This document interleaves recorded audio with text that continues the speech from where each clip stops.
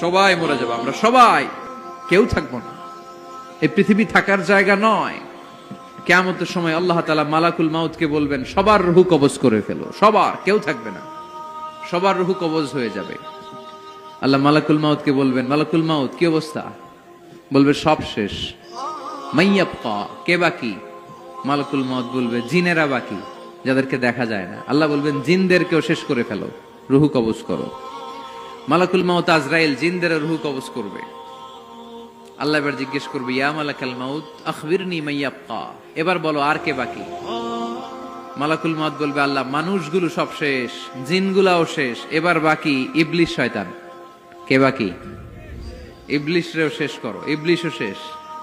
আল্লাহ আবার জিজ্ঞেস করবেন, ইয়া মালাকাল মাউতি মাইয়াবকা, আর কে বেঁচে আছে বলো।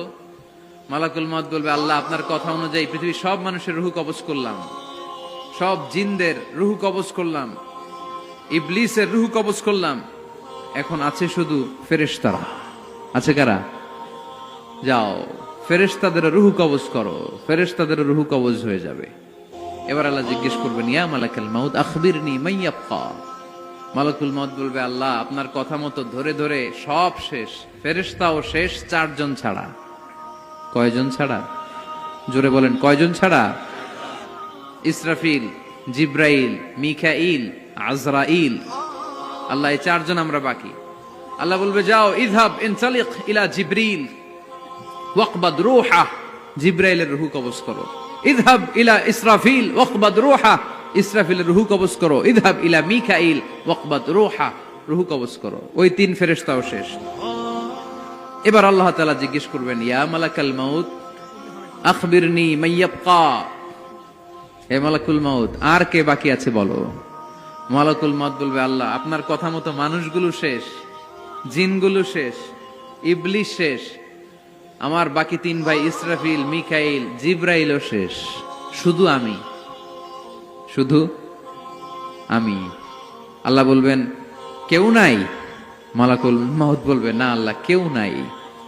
এবার আল্লাহ তাআলা বলবেন, মালাকুল মাউত তুমি তো সবাই রে মারছো, এবার তুমি মরো, এবার তুমি মরো, তুমি মরো।